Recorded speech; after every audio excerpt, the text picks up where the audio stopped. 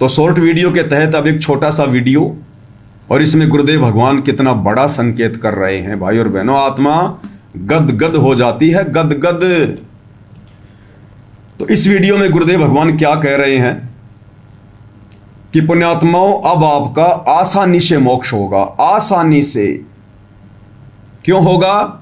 आगे कह रहे हैं कि वो परमात्मा स्वयं ही आए हैं, स्वयं ही साधारण से मनुष्य का रूप धारण करके आए हैं।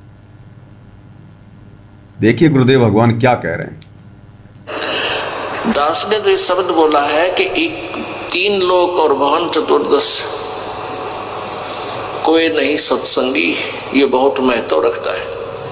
क्या कह रहे हैं गुरुदेव भगवान कि तीन लोक और भवन चतुर्दश कोई नहीं सत्संगी।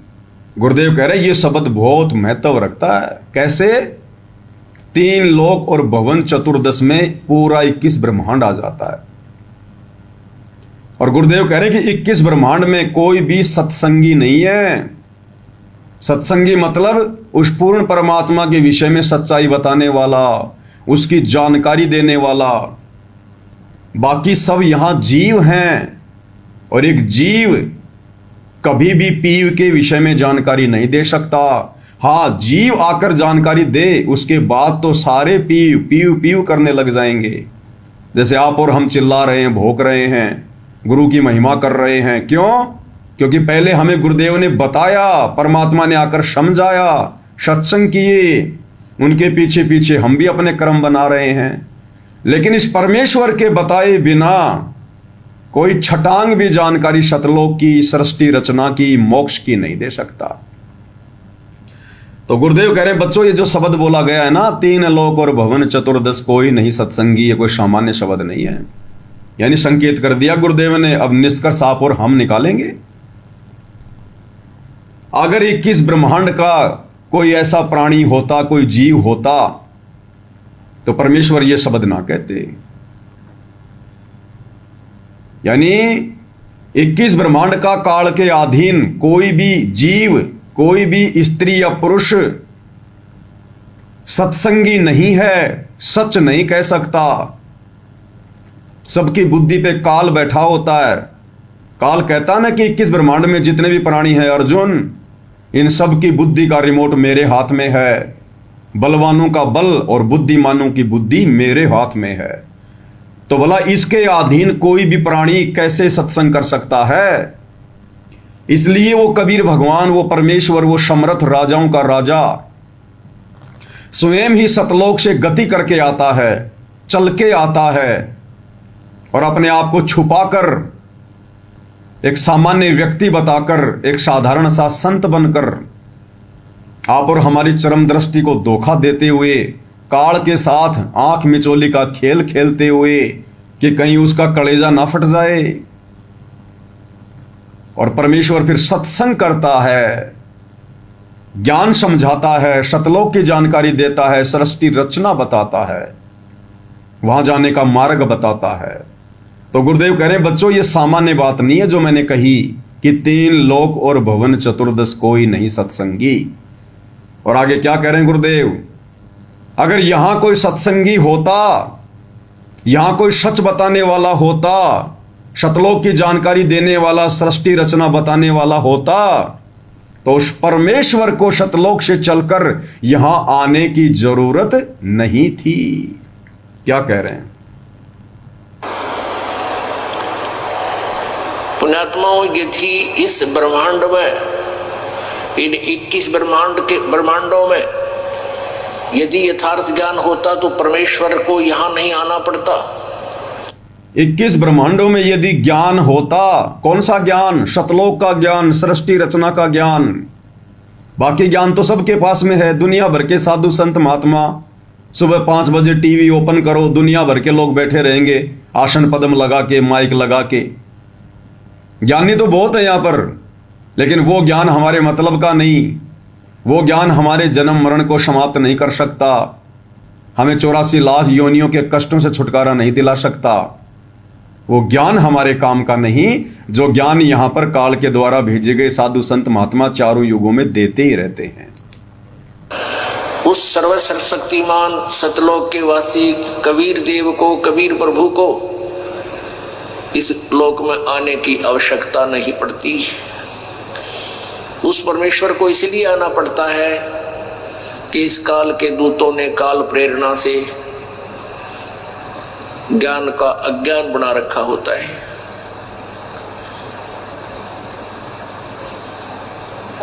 वो परमात्मा पूर्ण ब्रह्म, सर्व सृष्टि रचनहार, कुल मालिक कबीर देव, कबीर साहब अपनी प्यारी आत्माओं को अपने निज ठिकाने का, अपने मूल निवास का ज्ञान स्वयं ही कराते हैं। वो क्या कह रहे हैं गुरुदेव? वो कबीर भगवान सारी सृष्टि का सृजनहार, अपने मूल ठिकाने का यानी सतलोक का जहां वे रहते हैं, वो ज्ञान करवाने के लिए स्वयं ही आते हैं। भाई और बहनों, सतगुरु रामपाल जी भगवान अपने मुख कमल से जो शब्द निकालेंगे वो कितने गहरे हैं, कितने सांकेतिक हैं। कहां गुरुदेव अपने आप को छुपाकर कहते हैं, वो सद्बुद्धि भी उन्होंने हमें दे रखी है, और कहां गुरुदेव अपनी वास्तविकता बता जाते हैं, वो सद्बुद्धि भी गुरुदेव ने हमें दे रखी है। तो यहां यह कहना कि वो परमात्मा अपनी आत्माओं को ज्ञान देने के लिए सतलोक से स्वयं ही आते हैं, तो आज वो ज्ञान कौन दे रहे हैं? सतलोक का, सृष्टि रचना का सतगुरु रामपाल जी। तो ये स्वयं ही परमेश्वर आए हुए हैं जो आप और हमें ज्ञान दे रहे हैं। क्या कह रहे हैं? ध्यान से सुनिएगा भाई और बहनों। स्वयं ही कराते हैं। वो परमात्मा आकर के अपनी जानकारी आप ही बताते हैं, और कोई भी पृथ्वी पर ब्रह्मांड में यथार्थ ज्ञान से परिचित नहीं होता। वो परमात्मा स्वयं ही आकर अपनी जानकारी बताते हैं, और कोई भी पृथ्वी पर 21 ब्रह्मांड में इस ज्ञान का जानकार नहीं होता। तो आप और हम भगत भाई बहनों ने इतने में क्लियर कर लेना चाहिए, अपने संशय को समाप्त कर लेना चाहिए कि सतगुरु रामपाल जी कोई सामान्य व्यक्ति होंगे, कोई सामान्य संत होंगे, या उस कबीर भगवान के द्वारा भेजे गए कोई संदेश वाहक होंगे, उनके कोई भगत होंगे। नो, वो परमेश्वर स्वयं ही आता है, अन्यथा 21 ब्रह्मांड में इस ज्ञान की कोई छींट भी नहीं बता सकता, कोई छींट भी। और आगे देखो परमात्मा और कितनी गहरी गहरी बातें बता रहे हैं। पुण्यात्माओं, आपका सौभाग्य है कि आपको कलयुग के उस दौर में, सुनना ध्यान से, कलयुग के उस समय में आपका मनुष्य जीवन है कि अब परमात्मा प्राप्ति सहज में हो सकती है। क्या कह रहे हैं कि पुण्यात्माओं, आपका सौभाग्य है कि आपको कलयुग के उस दौर में जन्म मिला है, मानव शरीर मिला है, जहां आप आसानी से मोक्ष प्राप्त करवा सकते हैं, आसानी से, क्योंकि ये कलयुग की पिछली पीढ़ी चल रही है। इसलिए गुरुदेव कह रहे हैं कि तुम्हारा सौभाग्य कि तुम्हारा कलयुग के उस दौर में जन्म हुआ है जहां तुम आसानी से मोक्ष प्राप्त कर सकते हो। क्यों? अब सुनना आगे। वो परमात्मा इस समय स्वयं ही आते हैं। सुनिए, इसका कारण क्या है? कारण परमेश्वर कबीर जी अपने सत्यलोक से चलकर यहां रूपांतर करके आते हैं। इसका कारण क्या है? परमेश्वर कबीर जी अपने सतलोक से चलकर अपना रूपांतरण करके, यानी अपने रूप को चेंज करके, हल्का करके, तेज पुंज वाले रूप को, और स्वयं ही आते हैं। कितनी गहरी बात बोल दी भाई और बहनों। समझदार के लिए तो इतना ही पॉइंट काफी है। पहले तो गुरुदेव ने क्या कहा कि पुण्यात्माओं, तुम्हारा सौभाग्य कि तुम कलयुग के उस दौर में मनुष्य जन्म प्राप्त हो, यानी इस समय के लिए कह रहे हैं आप और हमें, जहां तुम आसानी से मोक्ष प्राप्त कर सकते हो।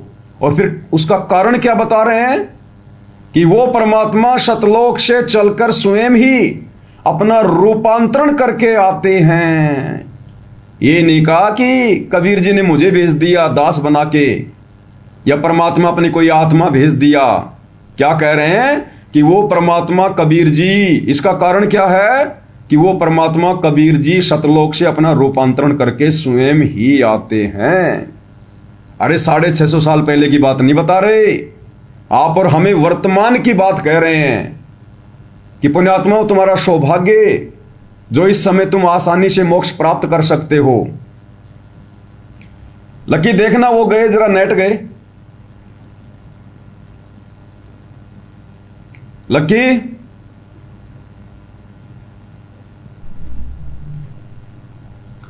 नेट वगैरह आगे दोबारा।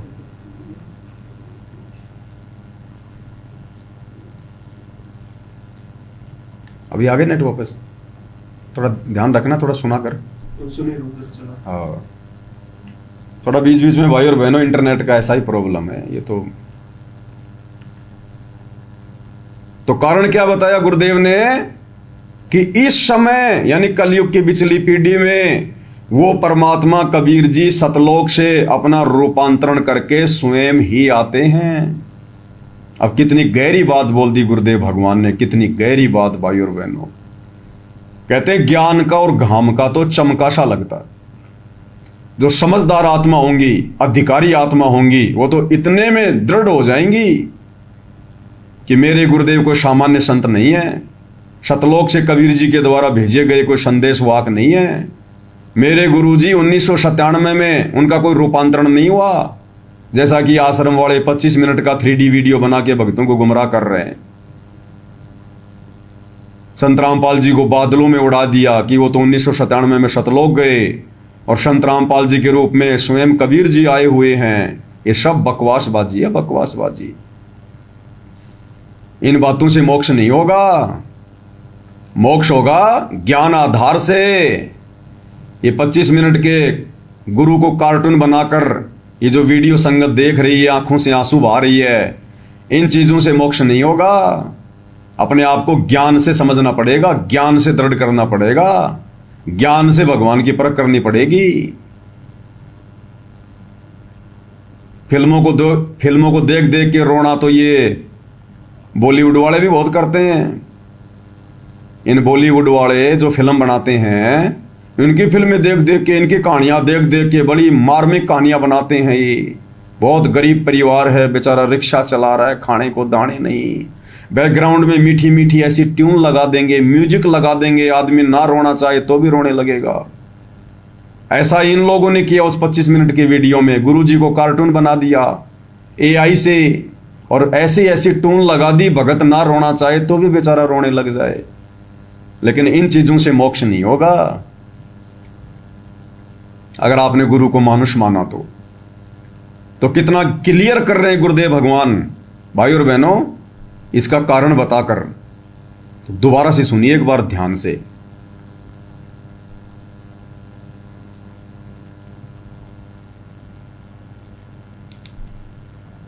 में हो सकती है। उस जीवन है कि अब परमात्मा आपका सौभाग्य है, सुनिए, होता पुण्यात्माओं आपका सौभाग्य है कि आपको कलयुग के उस दौर में, कलयुग के उस समय में आपका मनुष्य जीवन है कि अब परमात्मा प्राप्ति सहज में हो सकती है। ये समय, इसका कारण क्या है? कारण परमेश्वर कबीर जी अपने सत्यलोक से चलकर यहाँ रूपांतर करके आते हैं। इस काल को धोखा देते हैं, वो पहचान नहीं सकता कि ये पूर्ण परमात्मा है। यहाँ एक साधारण से मनुष्य का रूप धारण करके वो परमात्मा यहाँ प्रकट होते हैं। एक साधारण सा मनुष्य का रूप धारण करके वो परमात्मा यहां प्रकट होते हैं। आज हमारे गुरुदेव भगवान एक साधारण से मनुष्य का रूप बनाकर ही तो ज्ञान प्रचार कर रहे हैं। इस तत्व ज्ञान से अपरिचित कोई व्यक्ति सतगुरु रामपाल जी को देखेगा, उनकी वेशभूषा को देखेगा, उनके चेहरे को देखेगा, क्या वो कह सकता है कि सतगुरु रामपाल जी को संत है, कोई महात्मा है, कोई साधु है? ना दाढ़ी, ना मोछ, छोटे छोटे बाल, ना गले में कोई मालाएं, ना कानों में कुंडल, ना भगवा वस्त्र, ना बड़ी बड़ी कोई जटा, ना हाथों में कोई कमंडल, ना कोई चिमटा, ना दुनिया भर का आडंबर या पाखंड।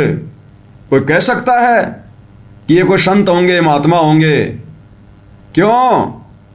परमेश्वर इस कलयुग की पिछली पीढ़ी में ऐसा ही रूपांतरण करके आता है और ये भेद फिर आकर अपने सत्संगों में देता है। तो ये सत्संग उन्हीं का तो है, ये भेद ही तो दे रहे हैं गुरुदेव भगवान कि पुण्यात्मा वो आपका कलयुग के उस दौर में जन्म है। आप और हमें कह रहे हैं इस समय के लिए कि पुण्यात्मा वो आपका कलयुग के उस दौर में जन्म है जहां आप आसानी से मोक्ष प्राप्त कर सकते हैं। और इसका कारण क्या बताया? कारण यह है कि इस समय वो परमात्मा सतलोक से चलकर अपना रूपांतरण करके स्वयं ही आते हैं। 12वें पंथ हम ही चल आवें और सब पंथों को मिटाकर एक पंथ चलावें। तो 17 फरवरी 1988 को सतगुरु रामपाल जी परमेश्वर जी ने अपनी इस वाणी के तहत 12वें पंथ में आदरणीय राम देवानंद जी को अपना मुंह बोला गुरु बनाकर प्रवेश किया कि 12वें पंथ हम ही चलावें, क्योंकि आदरणीय राम देवानंद जी 12वें पंथ के अंतिम गुरु थे। तो गुरुदेव ने 12वें पंथ में एंट्री की, प्रवेश किया कबीर भगवान ने। और फिर क्या करेंगे? 12वें पंथ हम ही चलावें और सब पंथों को मिटाकर एक पंथ चलावें, यानी फिर वो 13वां पंथ चलाएंगे। फिर सन 1994 में सतगुरु रामपाल जी ने उस यथार्थ 13वें कबीर पंथ की शुरुआत कर दी। तो ना तो वाणी झूठी, ना भगवान झूठा, झूठे वो हैं जो समझ नहीं रहे। जब धर्मदास जी ने परमात्मा से ये ज्ञान सुना, वेदों से ऊपर का ज्ञान, तो धर्मदास ने कहा कि भगवान इसका मतलब ये वेद कतेब सब झूठे हैं, गीता वाता। तो परमेश्वर ने कहा कि धर्मदास वेद कतेब झूठे नहीं भाई, झूठे वो हैं जो समझे नहीं। तो कबीर भगवान की वाणियां झूठी नहीं है, गलत नहीं है, अमर वाणियां हैं। अगर एक भी वाणी उनकी गलत साबित हो गई तो इस धरती पर कोई भक्ति नहीं करेगा। फिर तो 650 साल पहले परमात्मा ने धर्मदास जी के माध्यम से कबीर सागर में लिखवा दिया था, आप और हमें वर्तमान में दृढ़ता देने के लिए कि मेरी जो ज्ञानी आत्मा होंगी, जो मेरे विशेष अधिकारी भगत होंगे, वो इन्हीं वाणियों को आधार बनाकर समझेंगे और एक दूसरे को समझाएंगे सत्संगति के माध्यम से कि 12वें पंथ हम ही चलावें और सब पंथों को मिटाकर एक पंथ चलावें। तो क्या भगवान आएगा नहीं?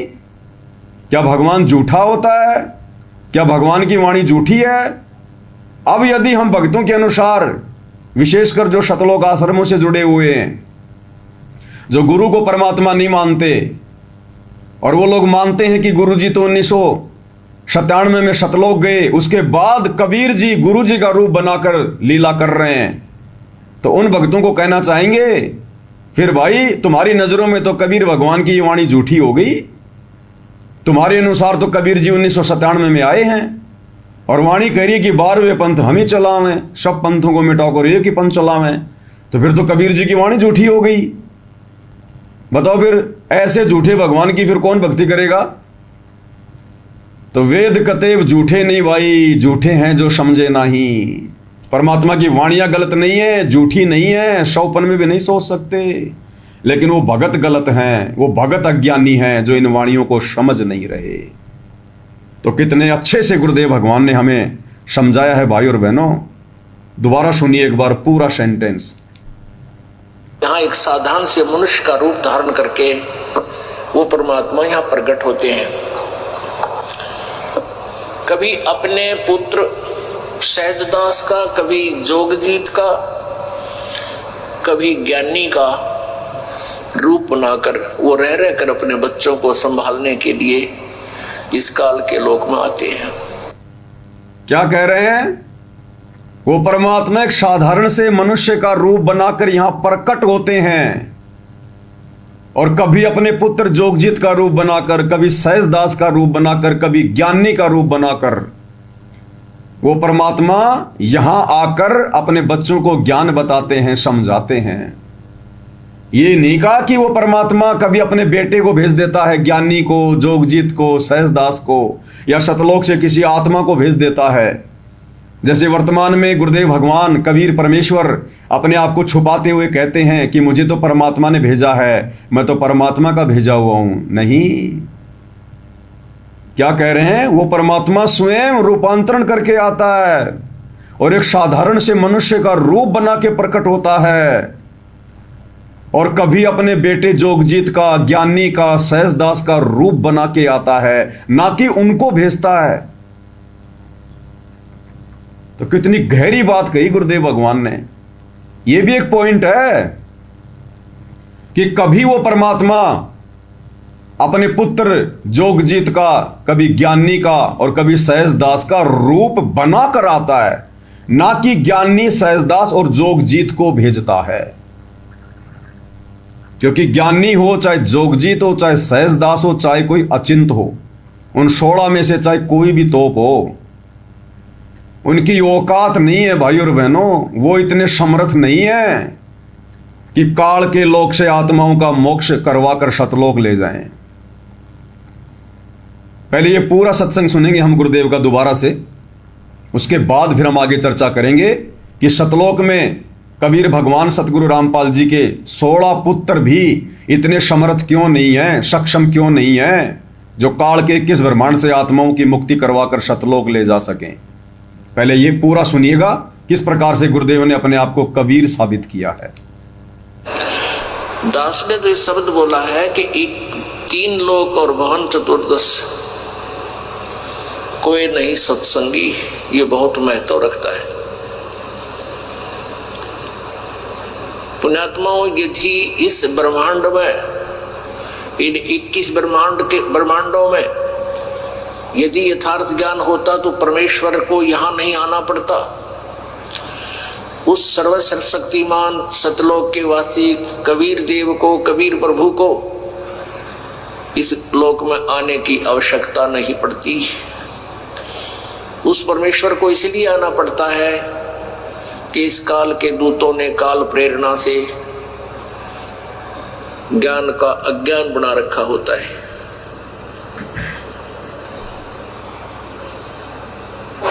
वो परमात्मा पूर्ण ब्रह्म,